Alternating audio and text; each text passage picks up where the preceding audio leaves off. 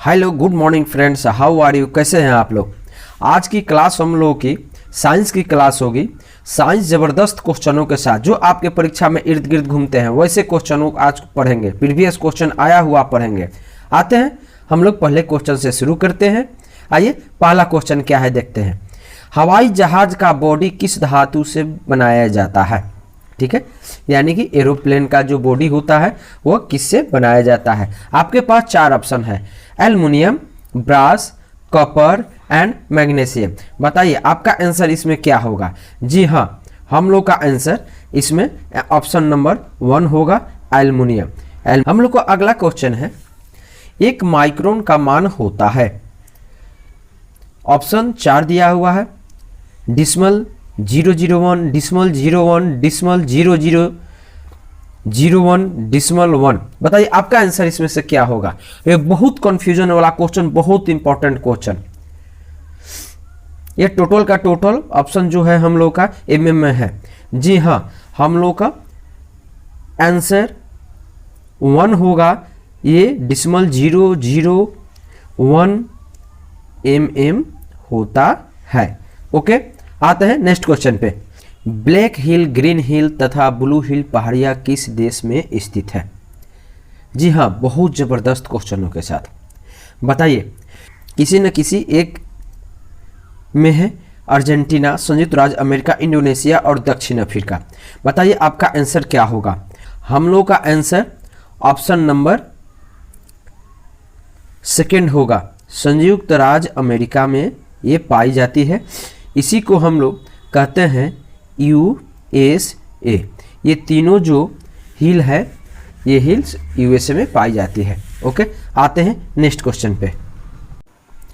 हाँ, आते हैं नेक्स्ट क्वेश्चन पर जबरदस्त क्वेश्चनों के साथ। जी हाँ, आपके एग्जाम में आने वाले क्वेश्चन, आपको अपनी मंजिल पर ले जाने वाला क्वेश्चन, परीक्षा में बार बार आने वाला क्वेश्चन, जरूर इसे पढ़ें। अगर निश्चित सफलता पानी है तो आप आज ही ज्वाइन करें कंपटीशन पॉइंट बाय उत्तम सर।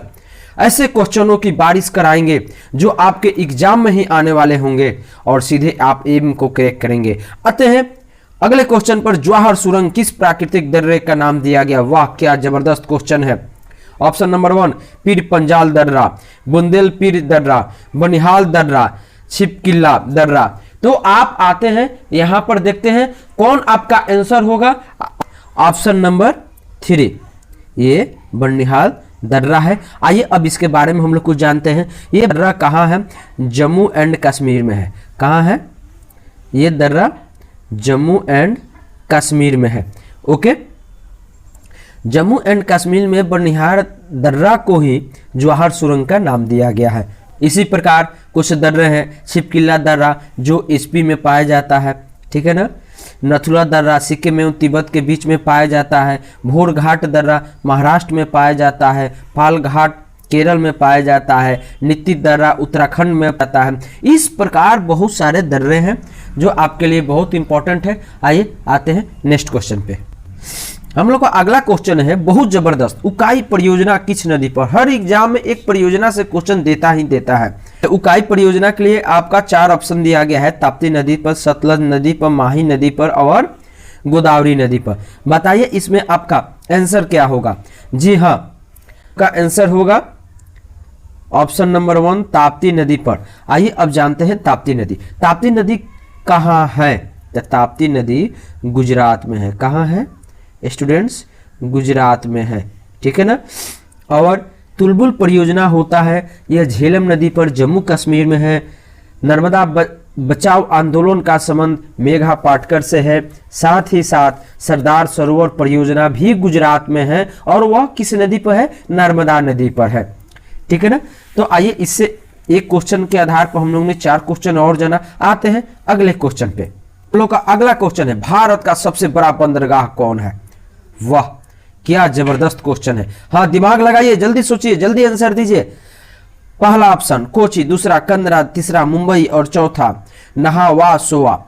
बताइए आपका आंसर क्या होगा। जी हाँ, हम लोग का आंसर इसमें हो जाएगा ऑप्शन नंबर 3 मुंबई जो है ये भारत का सबसे बड़ा बंदरगाह है, ठीक है। आते हैं नेक्स्ट क्वेश्चन पे। क्वेश्चन है, जब ध्वनि एक माध्यम से दूसरे माध्यम में प्रवेश करती है तो अपरिवर्तित रहता है। ठीक है ना, ध्वनि यानी कि साउंड की बात करता है। जब हम लोग का sound one medium to another medium में जाता है तो क्या अपरिवर्तित, क्या चेंज नहीं होता है? क्वेश्चन हम लोग का यही कर रहा है। तो इसमें पहला ऑप्शन है चाल, स्पीड, आयाम, तीव्रता, आवृत्ति। बताइए इसमें से आपका आंसर क्या होगा? जी हाँ, इनमें से हम लोग का आंसर होगा आवृत्ति। जब भी ध्वनि one medium to another medium में जाती है तो उसमें आवृत्ति जो होती है वो नहीं बदलती है। ठीक है ना, आइए इससे रिलेटेड कुछ बातों को और हम लोग जान लेते हैं। ठीक है, ध्वनि जो होती है वो बिना किसी माध्यम के चल ही नहीं सकते हैं, यानी कि ध्वनि को चलने के लिए उसमें कहीं ना कहीं मीडियम की जरूरत होती है।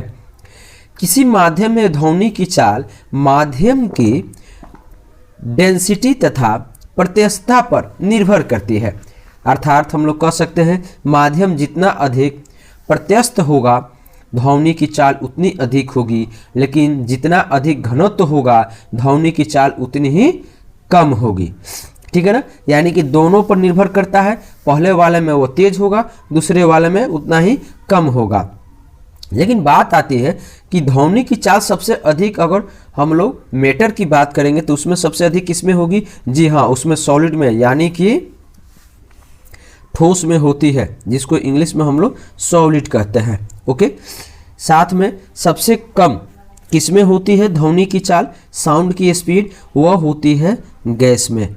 ठीक है ना, ध्वनि के पार्टिकल जो होते हैं ये बहुत पास पास में होती है, इसलिए साउंड तुरंत आगे बढ़ते चला जाता है, लेकिन गैस में थोड़ा समय लगता है अकॉर्डिंग टू दिस।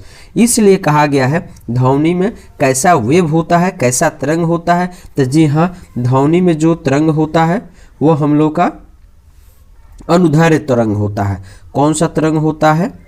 अनुदैर्घ्य होता है। अब देखो फ्रेंड्स, स्टूडेंट्स, अब कैसे याद करेंगे? यहाँ पर हम लोग देख रहे हैं कि ध्वनि में आधा ध दिया गया है, इसलिए अनुदैर्घ्य और अनुप्रस्थ इसी दोनों में स्टूडेंट अक्सर कंफ्यूज होते हैं।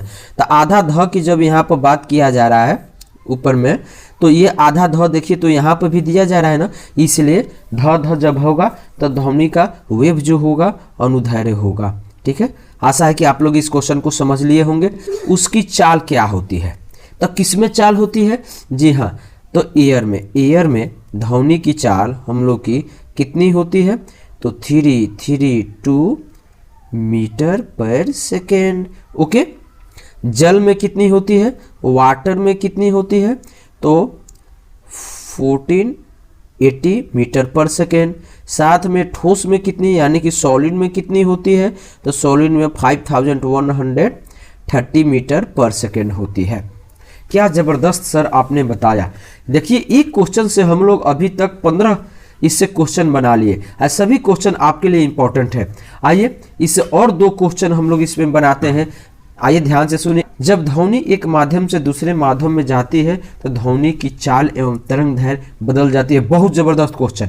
क्या क्या बदलता है? उसका स्पीड और तरंग दैर्घ्य जो होता है, वेवलेंथ होता है, वो चेंज हो जाता है, जबकि आवृत्ति नहीं बदलती है। ठीक है ना, क्या नहीं बदलती है? आवृत्ति नहीं बदलती है।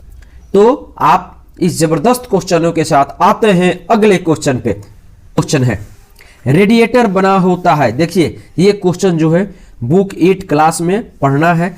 ठीक है ना, तो बुक 8 क्लास से ही ये क्वेश्चन को उठाया गया है कॉम्पिटिटिव एग्जामों में। तो आइए इसको देखते हैं। रेडिएटर बना होता है किस चीज से? तांबा, पीतल, लोहा, ए तथा बी दोनों।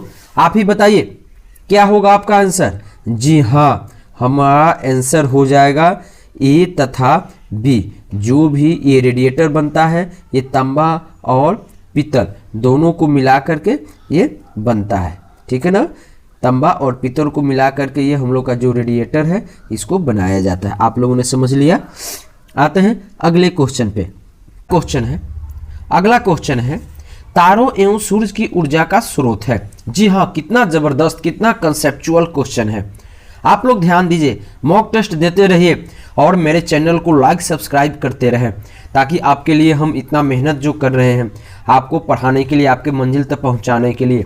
ठीक है, तो आते हैं ऑप्शन पे नाभिकीय विखंडन, विद्युत चुंबकीय प्रेरण, विद्युत बल, नाभिकीय संलग्न। तो बताइए इसमें आपका आंसर क्या होगा? जी हाँ, इसमें हम लोग का आंसर हो जाएगा नाभिकीय संलग्न, यानी कि ऑप्शन नंबर 4। अब आइए इससे रिलेटेड कुछ बात भी आप लोग को बता देते हैं। जब सूरज क्या है, Suraj is a one type of star, ठीक है ना। तो यहाँ पे स्टार की बात किया गया है और सूरज की भी बात किया जाता है। तो दोनों क्या है, स्टार ही होते हैं। जब स्टार में जो भी ऊर्जा होता है, लाइट होती है, वो नाभिकीय संलग्न के द्वारा होता है। ओके, अब इसमें क्या होता है, कैसे होता है, समझ लीजिए। जब दो या दो से अधिक हल्के नाभिक, ठीक है, संयुक्त होकर एक भारी नाभिक का निर्माण करते हैं तथा अत्यधिक, जब ये भारी नाभिक का निर्माण करेंगे तो इसमें अत्यधिक ऊर्जा विमुक्त करते हैं, जिसको ही हम लोग नाभिकीय संलयन कहते हैं। ओके, आशा है कि आप लोग समझ लिए होंगे। आते हैं अगले क्वेश्चन पे। बहुत सुंदर, बहुत जबरदस्त। वेग परिवर्तन की दर को क्या कहते हैं? संवेग कहते हैं, त्वरण कहते हैं, आवेश कहते हैं या बल कहते हैं? बताइए इसमें आपका आंसर क्या होगा? ये आप लोग जानते भी होंगे, ये क्लास 9 से क्वेश्चन है, ठीक है ना। क्लास 9 के सिलेबस में इस टाइप का क्वेश्चन दिया हुआ है, उसी से रिलेटेड। जी हाँ, इसमें हम लोग कहते हैं वेग परिवर्तन की दर को कहते हैं, वेलोसिटी चेंज की रेट को कहते हैं त्वरण। त्वरण को ही इंग्लिश में एक्सीलरेशन भी कहते हैं। यह क्या होता है? यह एक त्वरण जो होता है, एक ये भी पूछता है त्वरण क्या है, सदिश राशि है। इसका एसआई यूनिट क्या होता है? ठीक है, एसआई यूनिट इसका जो त्वरण का होता है वह मीटर पर सेकेंड स्क्वायर होता है। ओके, ये भी आपके लिए बहुत इंपॉर्टेंट है। इसमें आगे आप लोग को एक बात बता देना चाहते हैं कि यदि समय के साथ वस्तु का वेग अगर घटता है तो त्वरण क्या होगी, ऋणात्मक होगी। इसे ही हम लोग मंदन कहते हैं, ठीक है ना। अब संवेग क्या होता है, इसी से रिलेटेड बता देते हैं। वेग और संवेग में दोनों में अंतर होता है।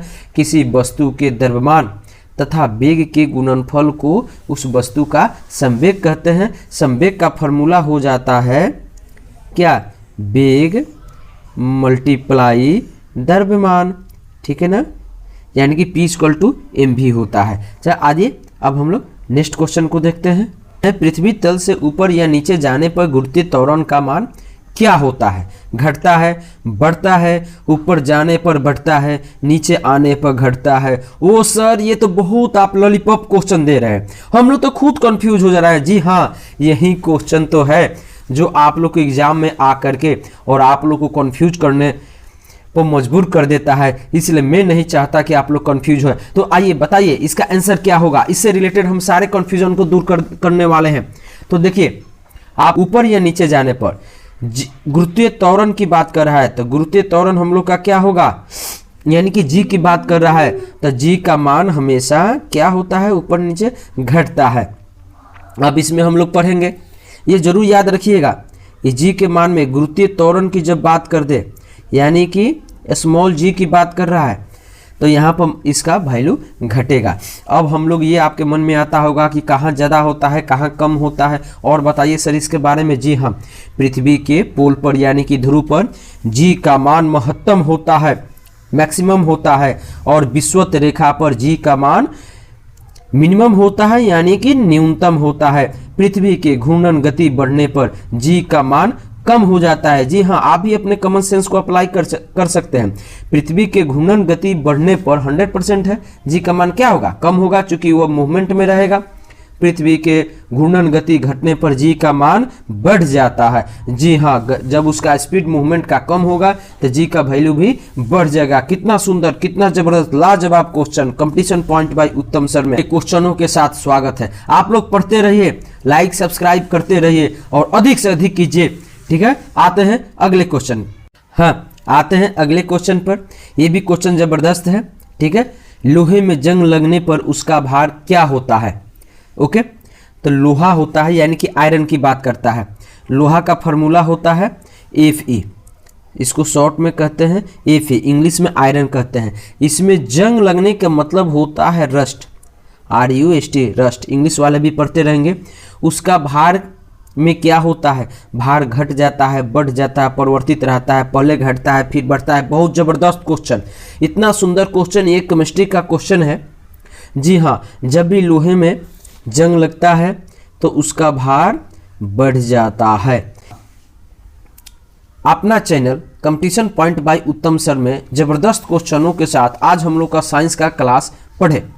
तो साइंस के क्लास पढ़ने के साथ मैंने बहुत सारा क्वेश्चन मैथ का भी, सी टेट, यूपी टेट, साथ में ग्रुप डी, रेलवे, एसएससी के लिए वीडियो हम लोग का है।